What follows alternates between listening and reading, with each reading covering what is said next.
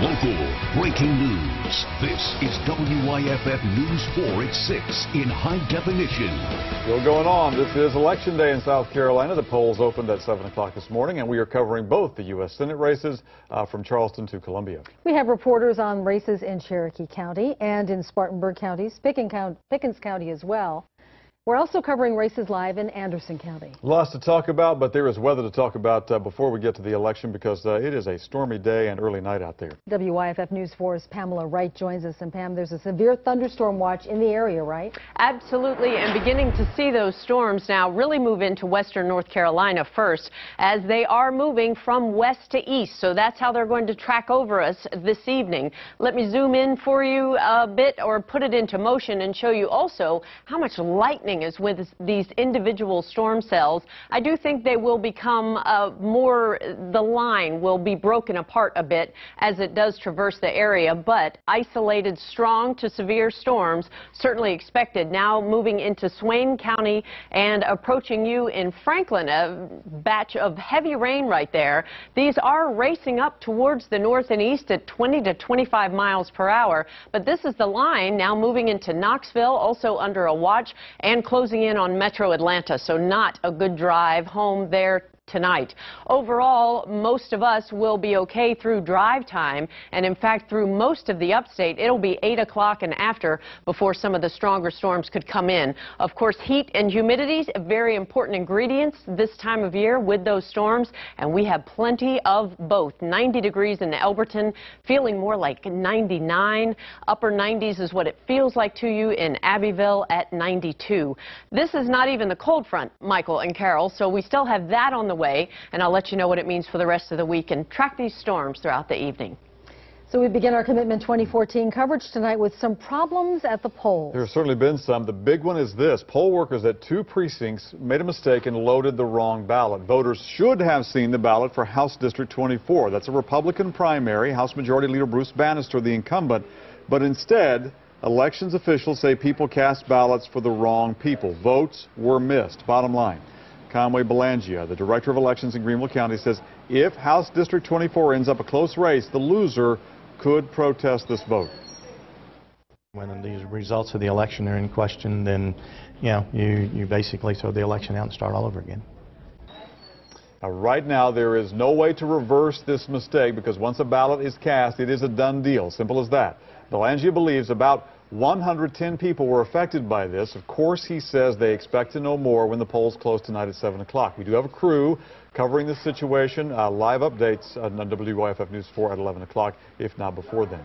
Moving on now to that packed Senate race in South Carolina. Analysts say Senator Lindsey Graham's race is the one to watch tonight. Graham faces 6 opponents. They are State Senator Lee Bright, Richard Cash, Nancy Mace, Bill Connor, Det Bowers, and Benjamin Dunn.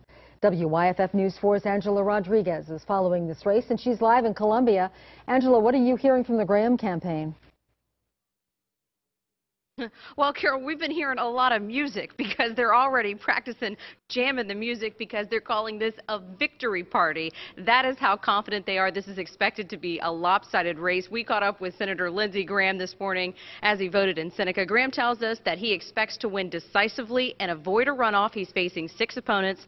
None of them have polled well, and for the past year, remember, Graham has gotten a lot of national attention. He was one of the first to criticize the president's handling of the Benghazi scandal. Again, Mr. Graham is the clear favorite. He has outspent his opponents by $8 million.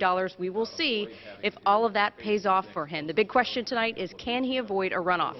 Angela Rodriguez, WYFF News 4 Live tonight in Columbia. Angela, thank you. Here's a look at the Democrats running for Senator Graham's seat. Jay Stamper and State Senator Brett Hutto both vying for that job. The winner here will face the winner of the Republican primary in November. Another Republican, Senator Tim Scott, hoping to hold on to his U.S. Senate seat. He faces Randall Young out of Greenville tonight. Scott cast his ballot this morning. He voted just after the polls opened at 7 this morning in Berkeley County.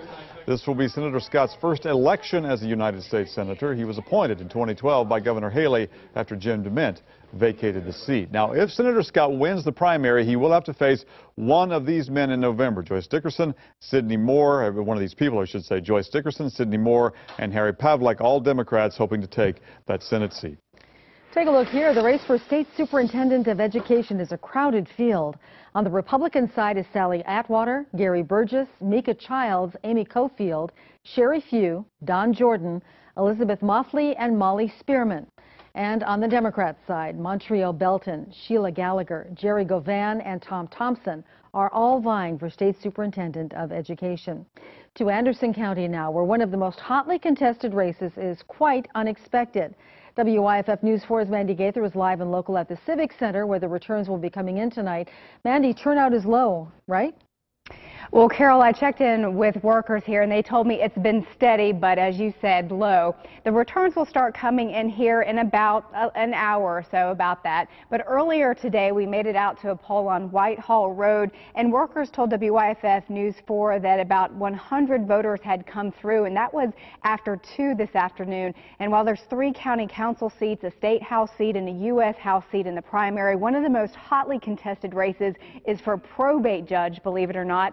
Dan Sharp is trying to unseat Martha Newton. Newton was first elected in 1983. Sharp is currently a magistrate in summary court. Sharp says it's time for a change. Newton says Sharp doesn't have the knowledge or experience needed, so that should be an interesting race tonight. And of course, we will keep you posted throughout the evening as the returns come in. Mandy Gaither, WYFF News 4, live in Anderson County. All right, Mandy, thank you. Now to several races in Spartanburg County, including 2 State House seats and 2 County Council seats being contested as well.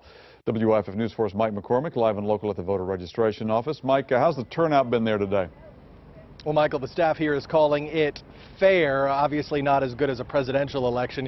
You know, this is basically mission control for elections here in Spartanburg County tonight, and they tell us they have not heard of really any problems at the polls throughout the day, and we did go check out some of the precincts throughout the area.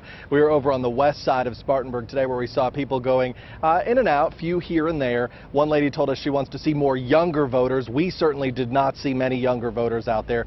Several races going on here. Voters get their say for auditor, House districts 34 and 37, 2 fire department bond referendums, and 2 county council seats involving 2-term incumbents. One of them, Dale Culbreth, who represents District 5, is up against former state representative Bob Walker. We will be here all night as the votes come in. We'll be keeping you posted on air and online. Mike McCormick, WYFF News 4, live tonight in Spartanburg. And tonight, we should find out whether Cherokee County will have a new sheriff or keep its current one in office. News 4's Liz Loheis joins us live in Gaffney with more on that race. Liz? Carol, I'm live here at Central Baptist Church, one of the many polling places for tonight's primary. Sheriff Steve Mueller is running for a 2nd term in office. He is being challenged by investigator Greg Phillips. Now, we got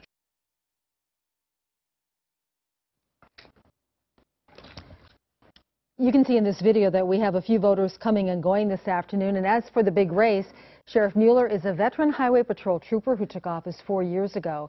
He says under his leadership, the county has been successful in bringing down crime, putting more deputies on the road. His challenger, Greg Phillips, says his experience working through the ranks of the Sheriff's Department and his current job with the Solicitor's Office makes him a perfect fit. He accuses Mueller of making a lot of promises during his campaign 4 years ago that he did not fulfill. There is no Democratic Party candidate for sheriff, so this primary will determine the next sheriff, and we'll, of course, be keeping a close eye on this race. We'll bring you the latest numbers as they come in. Liz Loheis will be in Gaffney this evening.